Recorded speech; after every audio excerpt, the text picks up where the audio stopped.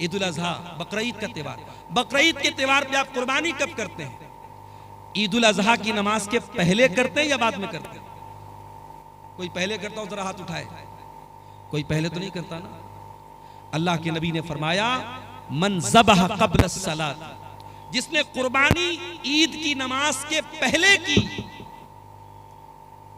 जिसने बाद में की, फ़क़त तम्म नुसुकुहु, उसको कुर्बानी का सवाब मिलेगा। और जिसने ईद उल अजहा की नमाज के पहले कुर्बानी की, उसको गोश्त मिलेगा, कुर्बानी का सवाब नहीं मिलेगा। आप डबल बकरा ले आए, डबल जानवर ले आए, 2 करते थे 4 ले आए, लेकिन अगर आपने ईद उल अजहा की नमाज के पहले कुर्बानी कर दी, आपकी कुर्बानी अल्लाह के कबूल नहीं होगी। इबादत कैसी?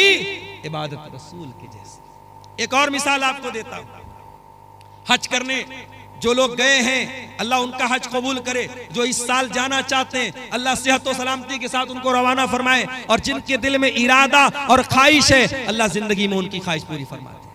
हज में आप जाते हैं, बड़े आराम से मक्का में होटल में ठहरे हुए हैं। पहले आप गए, उमरा कर लिया, उमरा करके आराम से नॉर्मल कपड़ा पहना, आराम से मक्का में होटल में रह रहे हैं। 8 जिलहिज्जा की तारीख आई, नबी का हुक्म है 8 जिलहिज्जा की जैसे ही तारीख आई, चलो हाजियो एहराम बांधो और मक्का छोड़ के कहां पहुंचो? मिना में। मक्का में आराम से एसी होटल में कमरे में रह रहे थे। मिना में टेंट लगा हुआ है, हजारों लाखों लोग वहां हैं। वहां टेंट में हमको जाके रहना है और वहां जाके क्या करना है? बस 5 टाइम नमाज पढ़ना है। 4 रकात वाली नमाज को 2 पढ़ना है। वहां कोई काम नहीं, सिर्फ नमाज पढ़ना है। अब कोई अल्लाह का बंदा कहे कि या अल्लाह, मैं आराम से होटल में रह रहा था, एसी में रह रहा था, हरम में नमाज पढ़ रहा था, एक नमाज का सवाब 1 लाख नमाज के बराबर मिल रहा था, मुझे मिना क्यों भेजा जा रहा है? जवाब ये मिलेगा, इबादत कैसी? इबादत रसूल के जैसी। दीन तेरी मर्जी का नाम नहीं है, दीन तेरी मनमानी का नाम नहीं है। जहां मेरे नबी का हुक्म है कि तुझे मिना जाना है, तुझे जाना पड़ेगा। 9 जिलहिज्जा की तारीख आई, हाजी को हुक्म मिला, चल हाजी चल, तू मिना से अरफात जा। अरफात में हाजी पहुंचा, वहां जाके जोहर पढ़ लिया, असर पढ़ लिया, जोहर और असर एक साथ पढ़ लिया। अब जोहर से लेकर के सूरज डूबने तक 5 घंटा 6 घंटा कड़ी धूप निकली है, मई का महीना है। हाजी आराम से अपने मिना में टेंट में रह रहा था, उसको अरफात में भेजा गया है, खुले मैदान के नीचे 5-6 घंटा। क्या करना है? कुछ नहीं करना है। कोई नमाज पढ़ना है? नहीं पढ़ना है। जोहर असर के बाद वहां बैठ के अल्लाह का जिक्र करना है, दुआएं करना है। ये हज का पूरा तरीका कभी आप गौर कीजिएगा। हज का पूरा तरीका हमें बताता है इस्लाम हमारी मर्जी का नाम नहीं है, इस्लाम हमारी ख्वाहिशात का नाम नहीं है, इस्लाम अपनी इच्छाओं पर चलने का नाम नहीं है। इस्लाम अल्लाह और उसके रसूल के तरीके पर चलने का नाम है। इबादत किसकी? इबादत सिर्फ अल्लाह की। और इबादत कैसी? इबादत रसूल की जैसी। मेरे अजीजों, आज अफसोस की बात है कि मुसलमान अपने आप को मुसलमान भी कहता है, नबी का कलमा पढ़ने वाला भी कहता है, और दीन में मनमानी करता है, दीन में नई नई बिदअतें निकालता है। मुसलमान भूल गया, उसके नबी अपने हर खुतबे में कहते थे व शर्रुल उमूरि मुहदसातुहा व कुल्लु मुहदसतिन बिदा व कुल्लु बिदअतिन ज़लाला व कुल्लु ज़लालतिन फिन्नार। दीन के अंदर हर नया काम बिदात है और हर बिदत गुमराही है, और हर गुमराही जहन्नम में लेकर के जाने वाली है। ये ना अमल करके आए हो, अल्लाह क्या ये नहीं देखा जाएगा? क्या अमल करके आए हो, अल्लाह क्या ये देखा जाएगा? बहुत नमाज पढ़ के आए लेकिन सुन्नत के खिलाफ पढ़ के चले आए। अभी आप बांग्लादेश का एक वीडियो शायद आपने देखा होगा। एक मौलवी साहब माइक पर बैठे और अल्लाहू अल्लाहू अल्लाहू कर रहे हैं, पब्लिक झूम रही है। इसको भी दीन समझ के किया जा रहा है, इसको भी शरीयत समझ करके किया जा रहा है। याद रखो मेरे प्यारे साथियों, आपके अमल की क्वांटिटी अल्लाह ताला क्या नहीं देखी जाएगी, आपके अमल की क्वालिटी देखी जाएगी। इसीलिए अल्लाह ताला कुरान के 29वें पारे में फरमाता है अल्लज़ी खलक़ल मौता वल हयाता लियब्लुवकुम अय्युकुम अहसनु अमला। अल्लाह ने मौत को पैदा किया, अल्लाह ने जिंदगी को पैदा किया ताकि अल्लाह तुम्हारा इम्तिहान ले कि कौन बेहतर अमल करता है, कौन अच्छा अमल करता है। अल्लाह ने ये नहीं कहा कौन ज्यादा अमल करता है, अल्लाह ने कहा हम आजमाना चाहते कि कौन अच्छा अमल करता है। तो ये पहली कंडीशन है। अल्लाह के यहाँ कामयाब होना है तो पहली कंडीशन क्या है? आप अमल करो। कौन सा अमल? नेक अमल करो, अमले सालेह करो, जिसको शरीयत ने अमले सालेह कहा है। और दूसरा काम क्या करना है? वला युशरिक बिइबादति रब्बिही अहदा, और अपने रब की इबादत में किसी को शरीक न करना, कभी शिर्क मत करना। अल्लामा इब्न तैमिया कहते हैं इस आयत में अल्लाह ने दो सवालों का जवाब दिया है। इबादत किसकी? इबादत सिर्फ अल्लाह की। और इबादत कैसी? इबादत रसूल के जैसी। और गौर करो तो पूरे इस्लाम का खुलासा, पूरे दीन का खुलासा और पूरी शरीयत का खुलासा यही दो सवालों के जवाब में है। इबादत किसकी? इबादत सिर्फ अल्लाह की। और इबादत कैसी? इबादत रसूल के जैसी। और हम जो कलमा पढ़ते हैं, इस्लाम में दाखिल होने का जो पासपोर्ट और वीजा है, आप इंडिया से उमरा करने जाना चाहते, पासपोर्ट का रेडी होना जरूरी है। आप अगर सऊदी अरब में घुसना चाहते हैं तो सऊदी अरब का उमरा का वीजा आपके पास होना जरूरी है या विजिट वीजा होना जरूरी है। शरीयत में, इस्लाम में आप आना चाहते हैं, आप मुसलमान होना चाहते हैं, इस्लाम का पासपोर्ट क्या है? इस्लाम का वीजा क्या है? अशहदु अल्ला इलाहा इल्लल्लाह व अशहदु अन्ना मुहम्मदन अब्दुहु व रसूलुहु। मैं गवाही देता हूं अल्लाह के सिवा कोई इबादत के लायक नहीं, और मैं गवाही देता हूं कि मोहम्मद सल्लल्लाहु अलैहि वसल्लम अल्लाह के बंदे और रसूल हैं। यही तो है हमारा पासपोर्ट, यही तो है जन्नत का पासपोर्ट, यही तो है इस्लाम का पासपोर्ट। और इसमें दो चीजें हैं, मैं अल्लाह के सिवा कोई माबूद नहीं, इसकी गवाही देता हूं। ये पहले सवाल का जवाब। इबादत किसकी? इबादत सिर्फ अल्लाह की।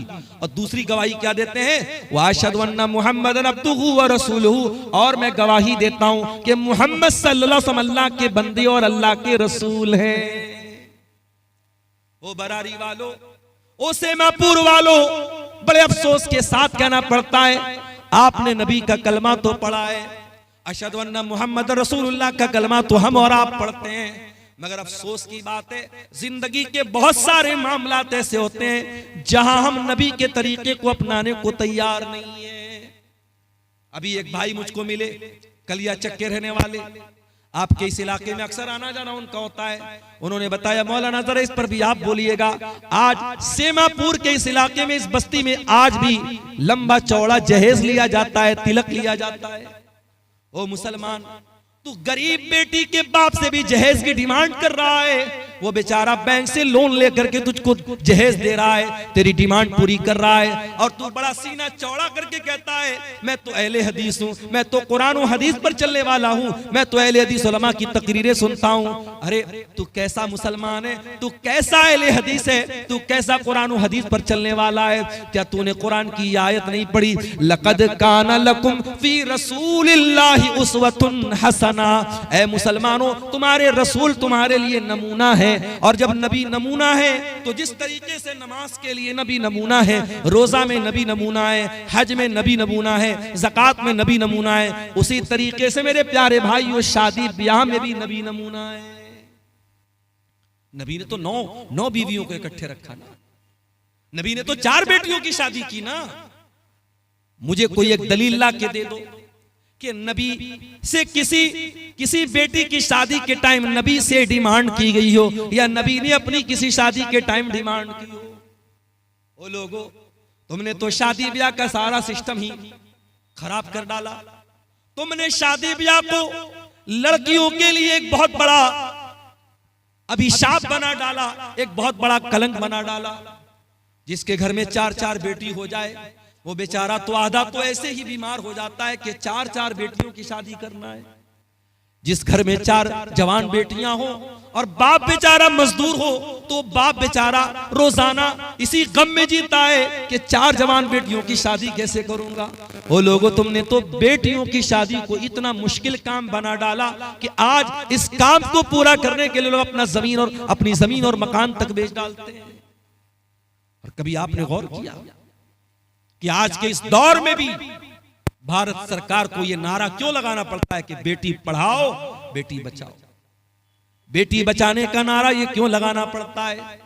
क्योंकि 2025 के इस तरक्की के दौर में जब हमारे भारत का झंडा चांद के ऊपर भी लहरा रहा है, आज भी भारत में लाखों बच्चियों को मां के पेट में मार दिया जाता है। अल्ट्रासाउंड के जरिए उनको जांच करके कि मां के पेट में लड़की पल रही है, उसको मां के पेट में ही खत्म कर दिया जाता है। अगर आप इसके असबाब पर गौर करें, इसकी वजह पर गौर करें, तो बहुत बड़ी वजह लड़कियों की शादी में आने वाली परेशानियां हैं।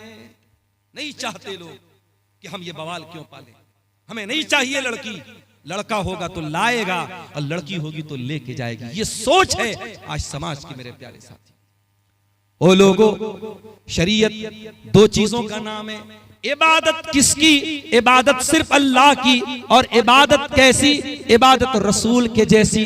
और इबादत रसूल के जैसी जब करना है तो निकाह और शादी ब्याह भी ये आपकी जिंदगी का एक बहुत अहम हिस्सा है। हमें और आपको ये देखना पड़ेगा कि नबी के दौर में शादी ब्याह कैसी होती थी। और एक बात बोलूं आपसे, हमारे नबी ने जो काम किया है वो काम करना भी इबादत है, और जो हमारे नबी ने काम नहीं किया है और करने का तकाजा था वो काम ना करना भी इबादत है। मिसाल के तौर पे अल्लाह के नबी खाने काबा का तवाफ करते थे। खाने काबा के 4 कोने थे। एक कोने का नाम हजर अस्वद था, एक कोने का नाम रुकने यमानी, और 2 कोने और थे जो रुकने शामी कहलाते थे। अल्लाह के प्यारे नबी जब खाने काबा का तवाफ करते थे तो हजर अस्वद का इस्तेलाम करते थे, उसको हाथ लगाते थे, और इसी तरीके से रुकने यमानी को हाथ लगाते थे। 4 कोनों में से सिर्फ 2 कोनों को अल्लाह के नबी हाथ लगाते थे, और हजर अस्वद को अगर मौका मिलता था तो चूम लेते थे। मौका मिले तो चूम लेना चाहिए। जो लोग हज करने जाते हैं, उम्रा करने जाते हैं, वो देखते होंगे कि खास तौर से जो अफ्रीका वाले, सूडान वाले मोटे मोटे होते हैं ना, ये किसी और को आगे आने ही नहीं देते।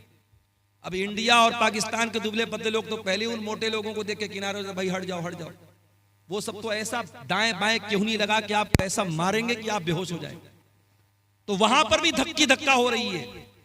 याद रखो मेरे प्यारे साथियों, हजर अस्वद को चूमना ये सुन्नत है, जरूरी नहीं है। अगर कोई हज कर ले, उमरा कर ले, अगर एक बार भी उसको हजर अस्वद को चूमने के या छूने का मौका ना मिले, उसके हज और उमरा के सवाब में कोई कमी आने वाली। एक साहब उमरा करके आए अपनी अहलिया के साथ, तो कहने लगे कि मौलाना मेरी बीवी को बड़ी शिकायत है। मैंने कहा क्या शिकायत है? बोले वो कहने लगी कि वो खाने काबा पे हम दोनों का सपना था मियां बीवी का कि अपना हाथ रख के हम सेल्फी लेते। अब खाने काबा के पास भी ये नौटंकी हो रही है। वहां पर भी मियां बीवी दोनों अपना हाथ रख के फोटो ले रहे हैं, और फिर उसको डीपी बनाया जाता है कि ये हमने ये काम बहुत बड़ा काम किया।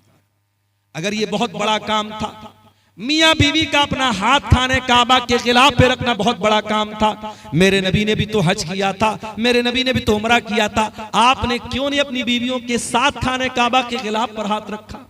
आज अफसोस की बात है कि इस तरीके की नौटंकी के लिए और इस तरीके की चोंचलेबाजी के लिए लोग धक्के खाते हैं। औरतों की बेहुरमती होती है, मर्दों से धक्के खा करके औरतें वहां तक जाती हैं।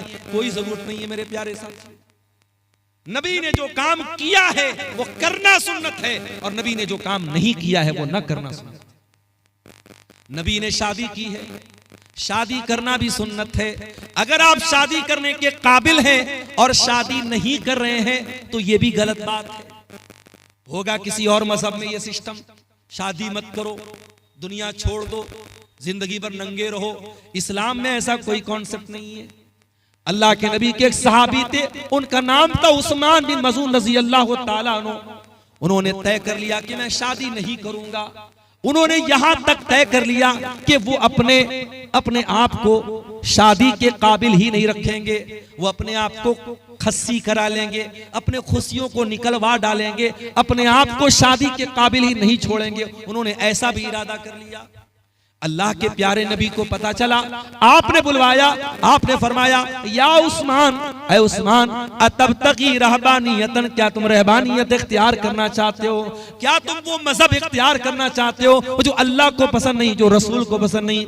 ऐ उस्मान, कान खोल करके सुन लो, मैं अल्लाह का रसूल हूँ, मैं नमाज भी पढ़ता हूँ और मैं रात को आराम भी करता हूँ, मैं रोजा भी रखता हूँ और मैं कभी कभी गैपिंग भी देता हूँ, मैं कंटिन्यू रोजा नहीं रखता हूँ यानी नफिल रोजा, और मैंने निकाह भी किया है, मैंने शादी भी की है और यही मेरा तरीका है और जो मेरे तरीके से हट जाए उसका मुझसे कोई ताल्लुक नहीं है। शादी करना ये मेरे नबी की सुन्नत है, बीवी बच्चों को छोड़कर दुनिया घूमना ये मेरे नबी ने नहीं सिखाया। आप दुनिया का हक अदा कर ही नहीं सकते जब तक आप अपनी बीवी का हक अदा ना करें, अपने बच्चों का हक अदा ना करें। इसलिए मेरे प्यारे साथियों, ये दो उसूल याद रखना, इबादत किसकी? इबादत सिर्फ अल्लाह की, और इबादत कैसी? इबादत रसूल के जैसी।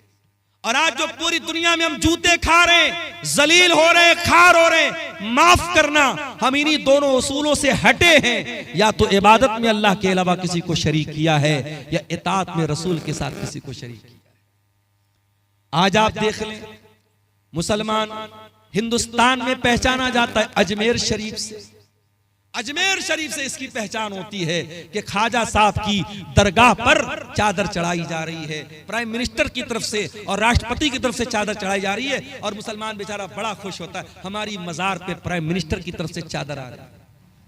मैं कहता हूं मेरे प्यारे भाइयों, ये मजारों पर चादरें चढ़ाना ये कौन से इस्लाम का तरीका है? अरे तेरी कौम के कितने लोग नंगे सो रहे हैं, कितने तेरे कौम की बच्चियों के तन पर आज ढापने को कपड़ा नहीं है, और तू अल्लाह के वलियों के इंतकाल के बाद उनकी कब्रों पर चादर चढ़ा रहा है। और आप जाके पता लगा लीजिएगा, दरगाहों पे चढ़ने वाली ये चादरें ये रोटेट होती रहती हैं। जो चादर आप चढ़ाते हैं वही चादर मार्केट में बिकती है और दोबारा फिर चढ़ाई जाती है, रोटेशन चलता रहता है। ये एक धंधा बन चुका है। इस्लाम में न तो कोई पक्की कब्र की इजाजत है और न किसी कब्र के ऊपर चादर चढ़ाने की इजाजत है। इस्लाम कब्र परस्ती का मजहब नहीं है। हमारे प्यारे नबी ने अपने इंतकाल के पहले अपनी उम्मत को खबरदार किया था, लानल्लाहुल यहूद वन नसारा इत्तखज़ू कुबूर अंबियाइहिम मसाजिद। अल्लाह की लानत हो यहूदियों के ऊपर और ईसाइयों के ऊपर, उन्होंने अपने नबियों की कब्रों को सजदा करने की जगह बना लिया। कब्रों को सजदागाह बना लेना ये लानती लोगों का तरीका है, ये यहूद और नसारा का तरीका है। मेरे प्यारे साथी, आज मुसलमान कब्र परस्ती से पहचाना जाता है। आज मुसलमानों के बच्चों के हाथ में और गले में तावीज, ये पहचान है कि वो मुसलमान का बेटा है। अरे तेरे नबी ने तो कभी तावीज नहीं पहना। तेरे नबी ने हसन और हुसैन को दुआएं पढ़ के दम किया, कभी हसन और हुसैन के गले में तावीज न डाला, कभी सहाबा ने अपने बच्चों के गले में तावीज न डाला। तुझे शॉर्टकट चाहिए, तूने इस्लाम का शॉर्टकट बना डाला। तूने नजर बद से बचने के लिए और जादू से बचने के लिए अपने बच्चों के गले में तावीज डाल दिया। और तूने कुरान, लोग कहते हैं मौलाना साहब तावीज के अंदर कुरान लिखा रहता है, कभी जात के देख लेना, ये तावीज को मैंने खोल के देखा है, कोई कुरान वुरान नहीं लिखा रहता है।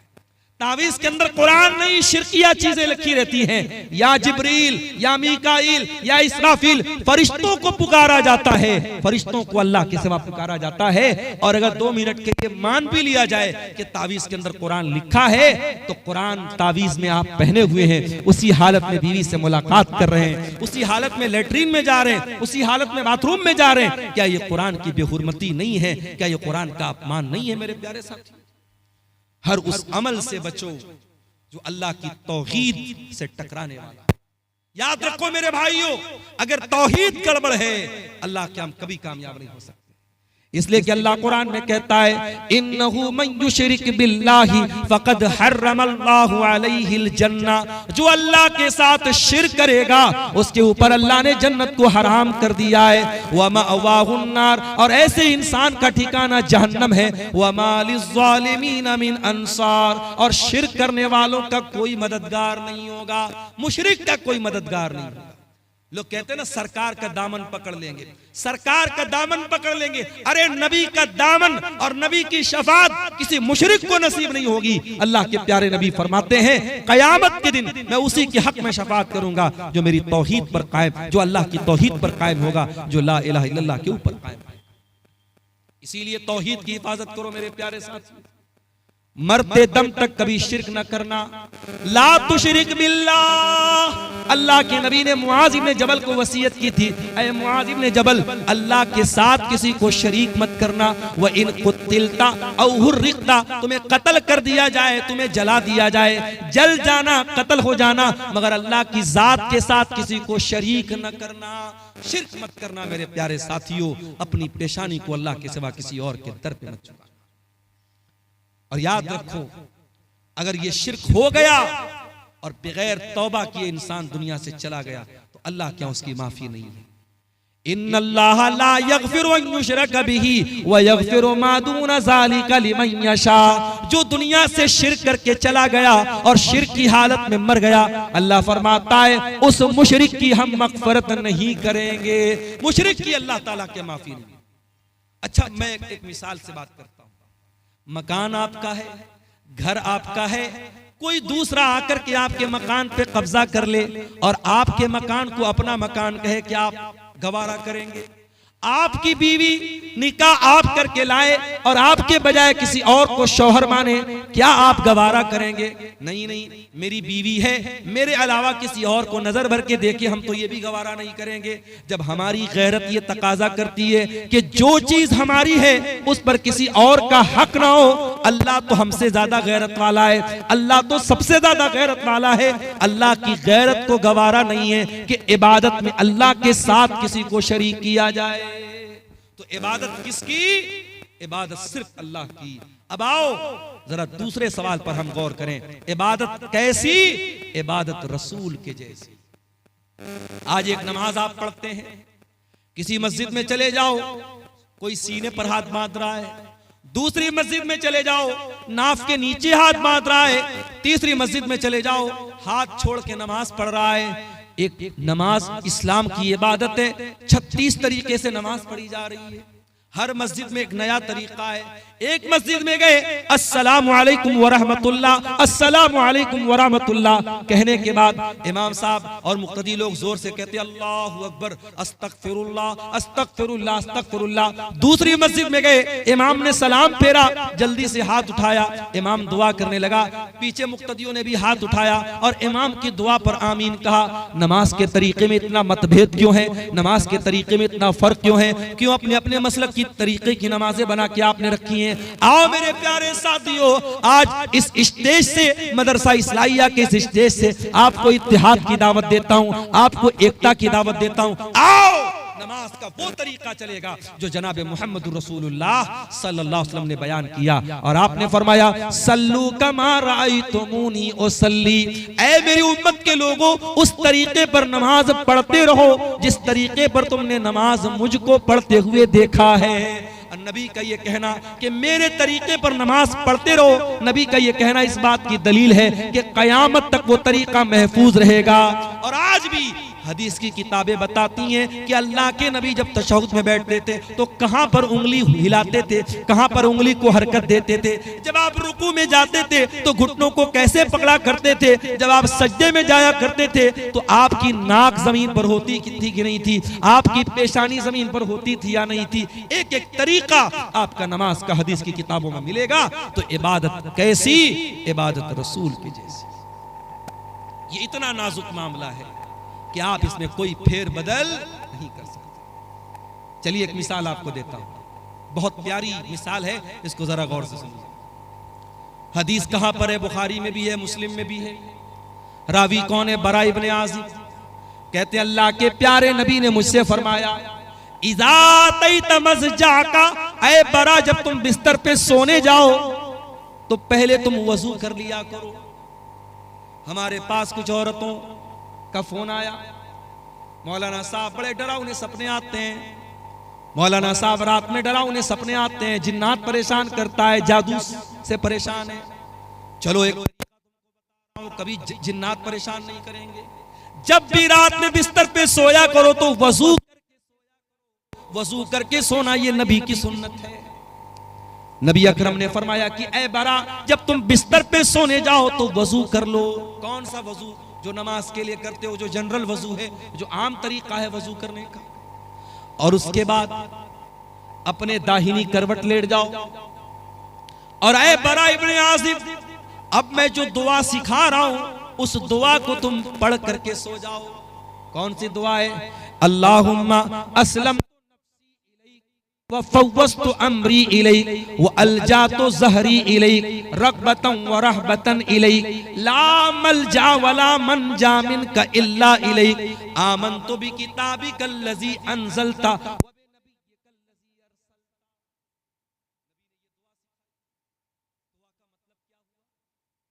यही तो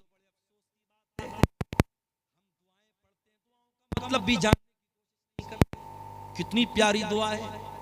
अल्लाहुम्मा अस्लमतु नफ्सी इलैक, आय अल्लाह मैं बिस्तर पे सोने जा रहा हूं, नहीं मालूम सुबह जिंदा उठूंगा कि नहीं उठूंगा। आय अल्लाह मैं अपने आप को तेरे हवाले करके जा रहा हूं। व फव्वज़तु अम्री इलैक, और अल्लाह मेरी तिजोरी में कितना पैसा है, मेरे बच्चों का क्या बनेगा, मेरी बीवी का क्या बनेगा, मेरे जो भी मामलात हैं आय अल्लाह मैं तेरे हवाले करके जा रहा हूं। रग़बतन व रहबतन इलैक, आय अल्लाह मैं तुझसे डरता भी हूं और तेरी रहमत की उम्मीद भी रखता हूं। तेरे अजाब का डर भी मेरे सीने में है और तेरी रहमत की उम्मीद भी मेरे दिल में है। और ऐ अल्लाह आमनतु बि ला मलजा वला मनजा मिनका इल्ला इलैक, ऐ अल्लाह तू जिसको पनाह दे दे, तू जिसको पनाह न दे उसको कोई पनाह देने वाला नहीं, तू जिसको नजात न दे उसको कोई नजात देने वाला नहीं। आमनतु बिकिताबिकल लज़ी अंज़लता, ऐ अल्लाह मैं तेरी किताब पर ईमान लाता हूँ जो किताब तूने उतारी है। व बिनबिय्यिकल लज़ी अरसलता, और मैं तेरे नबी पर ईमान लाता हूँ जिस नबी को तूने रसूल बना के भेजा। ये है दुआ का तर्जमा, दुआ का अनुवाद जो थोड़ा सा मैंने आपके सामने किया है। अब जरा गौर से सुनिए, नबी ने दुआ सिखाई, कहा कि ऐ बरा दाहिनी करवट लेट जाना वजू करके और ये दुआ पढ़ लेना, उसके बाद कुछ मत कहना, सो जाना। अगर उसी हालत में तुम मर गए मुत्ता अलल फितरा, तो तुम फितरत पर मरोगे, जन्नत में जाओगे।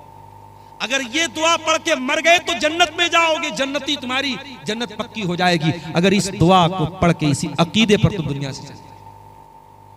सहाबा के जमाने में मोबाइल तो नहीं था, साउंड रिकॉर्डर तो नहीं था, जल्दी से रिकॉर्ड कर लिया जाए। सहाबा तो सुन के याद करते थे। आज हमारे पास कितनी सहूलत है मेरे भाई। आज आपने ये दुआ सुनी है, मैंने जल्दी जल्दी दुआ सुनाई है। अगर आप इस दुआ को बाद में याद करना चाहें तो यूट्यूब पर आ जाएगी, आप धीरे धीरे सुन के किसी कॉपी पे नोट करके भी याद कर सकते हैं। सहाबा तो ऐसा नहीं कर सकते थे। हजरत बरा कहते हैं मैं जल्दी जल्दी इस दुआ को दोहराने लगा, मैं रिपीट करने लगा इसको याद करने के लिए।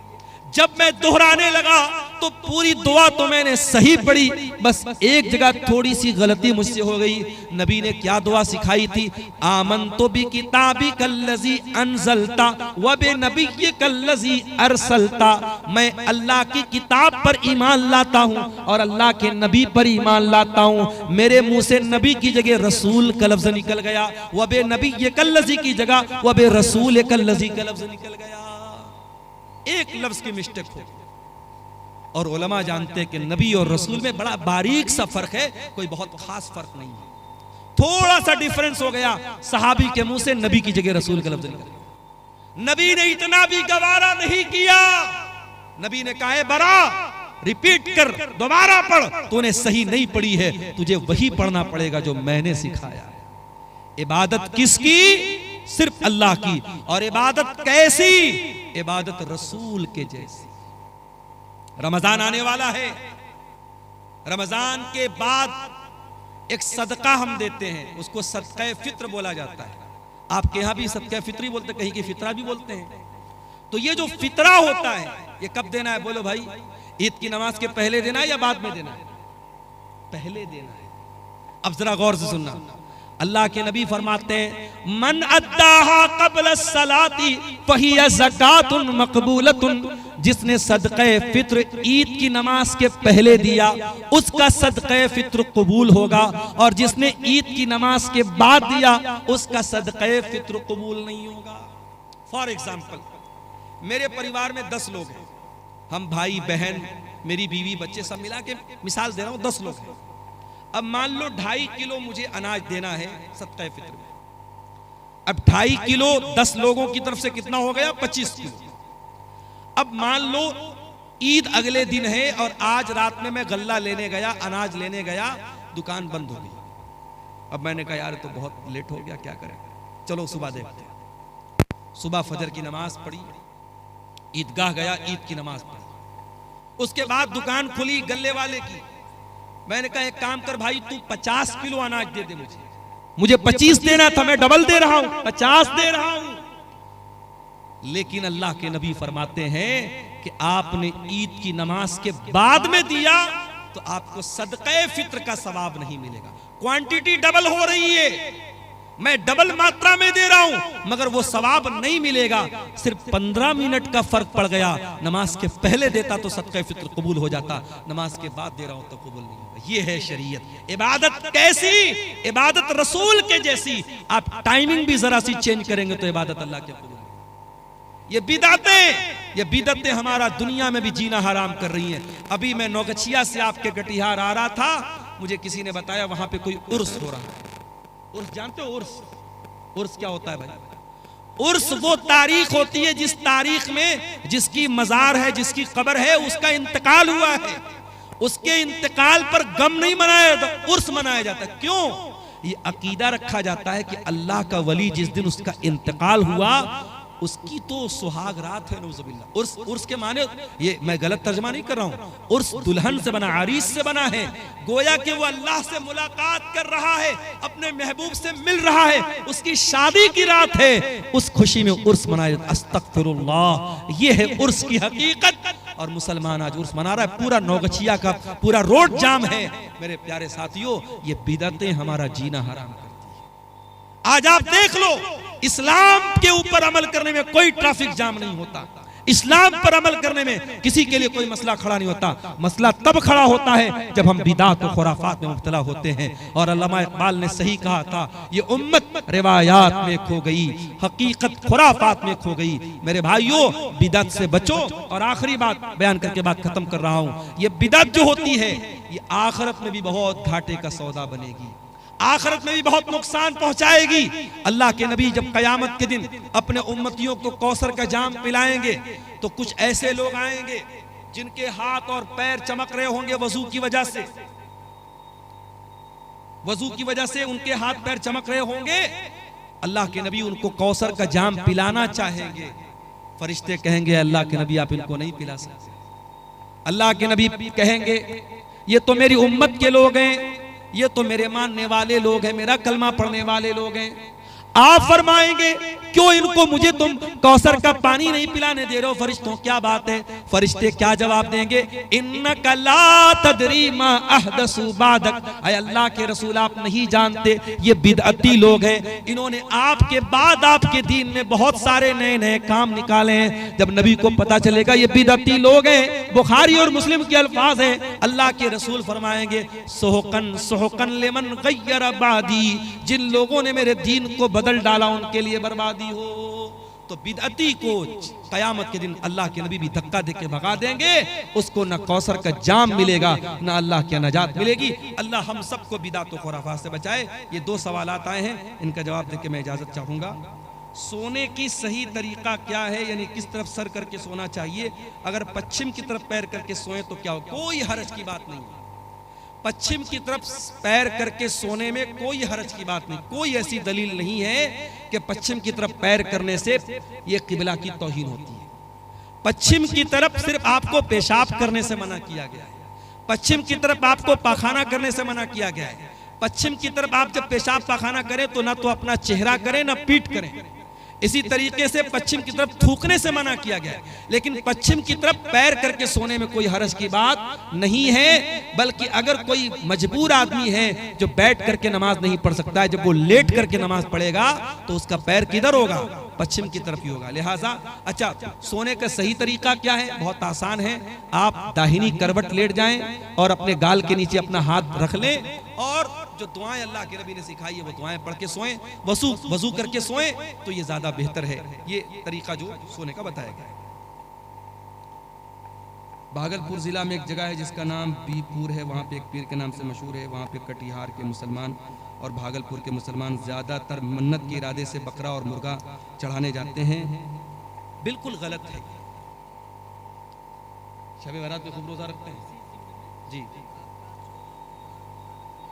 देखिए शबे बारात का रोजा साबित नहीं है, लेकिन हर महीने की चांद की 13, 14, 15 तारीख का अय्याम 20 का रोजा, जो चांदनी रातों का रोजा होता है, वो अल्लाह के नबी रखते थे। तो अगर आप हर महीने रखते थे तो शाबान में भी रखिए। अगर शाबान में आप रखना चाहते हैं 13, 14, 15 का आप रोजा रख सकते हैं, लेकिन खास 15 शाबान का शबे बारात का रोजा बिल्कुल गलत है, उसका कोई सबूत नहीं। इसी तरीके से भी ये जो भाई ने बताया बीरपुर में जाके मुर्गा और बकरा चढ़ा रहा है, बिल्कुल गलत है, हराम है। वमा उहिल्ल बिही लिगैरिल्लाह, अल्लाह के सिवा किसी और के नाम से अगर जानवर ज़बा हो रहा है, शिर्क है। ना तो उस जानवर का गोश्त खाना जायज़ है, और ऐसा करना अल्लाह के साथ शिर्क करना है। जिस तरीके से नमाज इबादत है, रोज़ा इबादत है, उसी तरीके से जानवर ज़बा करना भी इबादत है। जानवर आप सिर्फ अल्लाह के नाम से ही ज़बा कर सकते हैं। इसीलिए जो मैकडॉनल्ड में जाके चिकन खाते हो, पता लगा लो कि वो ज़बा वाला जानवर है कि नहीं है। अगर मैकडॉनल्ड में झटका वाला है या मशीन के जरिए काटा गया जानवर है, अल्लाह का नाम नहीं लिया गया है, तो वो चिकन और मटन आपके लिए खाना जायज़ नहीं। जहां भी होटल में खाना खाओ, तहकीक कर लो। अगर इत्मीनान नहीं है तो वेज खा लो, नॉन वेज मत खाओ। कोई ऐसा गोश्त मत खाओ जिसके बारे में डाउट है कि उस पर अल्लाह का नाम लिया गया है या नहीं लिया गया है। यही बातें हैं जिन पर मैं आपसे इजाज़त चाहता हूँ। अल्लाह से दुआ है रब्बुल आलमीन हम सबको कहने सुनने से ज़्यादा अमल की तौफीक अता फरमाए। आमीन व आखिर दावाना अल्हम्दुलिल्लाहि रब्बिल आलमीन वस्सलामु अलैकुम व रहमतुल्लाह। और एक छोटा सा सवाल है कमेटी की तरफ से, कबीराज से इलाज कराना कैसा है? हमारी बिरादरी की औरतों का बहुत ज़्यादा भरोसा रहता है। कौन है कबीराज? कोई भी हो, ओझा, देखिए झाड़ फूक करने वाला। देखिए अगर कोई हकीम है, कोई वैद है जो दवाओं से इलाज कर रहा है, तो उससे तो आप इलाज करा सकते हैं, चाहे वो मुसलमान हो या गैर मुस्लिम। लेकिन ये कबीराज कोई साहब है, अब अगर वो टुटके से इलाज कर रहे हैं, कुछ मंत्र वंत्र पढ़ रहे हैं, तो ऐसे इंसान के पास जो मंत्र वगैरह के जरिए, या ये कह लीजिए जादू के जरिए, या ये कह लीजिए अपनी रूहानी ताकत के जरिए इलाज कर रहा है, उसके पास जाके इलाज कराना हराम है। ऐसे बहुत सारे ओझा और बाबा होते हैं, वो मरीज को ऐसे हाथ लगा देते हैं, मरीज ठीक हो जाता है। ये सब शैतानी ताकतें हैं, कभी खबरदार इनके पास नहीं जाना। आप तकलीफ बर्दाश्त कर लो, लेकिन शिर्क के अड्डों पर मत जाओ मेरे प्यारे साथी, बिल्कुल ये गलत है। और मुसलमान औरतें अगर वहां जा रही हैं, गलत कर रही हैं, उनके घर के गार्जियन को चाहिए कि अपने घर की औरतों को ऐसा ना करें। ठीक है,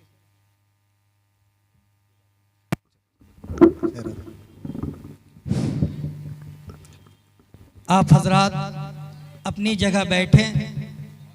अभी आप हजरत मौलाना अब्दुल गफ्फार सलफ़ी हफिज़हुल्लाह से बहुत ही पुरमग़्ज़ खिताब सुन रहे थे। मुअज़्ज़ज़ सामीन, अभी आपके सामने एक ऐसा खतीब जो यकीनन उनकी आवाज़, उनकी तकरीर दिलों को मोहने वाली है, वो जनाब मौलाना मोहम्मद हुसैन सलफ़ी हफिज़हुल्लाह हैं। इसलिए आप हजरात से गुजारिश है कि बैठें। बहुत ही बेहतरीन बंगला ज़बान में तकरीर होगी, इसलिए आप लोग इधर उधर ना जाएं, अपनी जगह बैठे रहें। बुलाएं क्या उसको, खुशबू आलम को? जी, आप हजरात के बीच 5 मिनट के लिए गज़ल पेश करेंगे जनाब खुशबू आलम साहब। अस्सलामु अलैकुम व रहमतुल्लाहि व बरकातहू। है सब कुछ पास फिर भी जिंदगी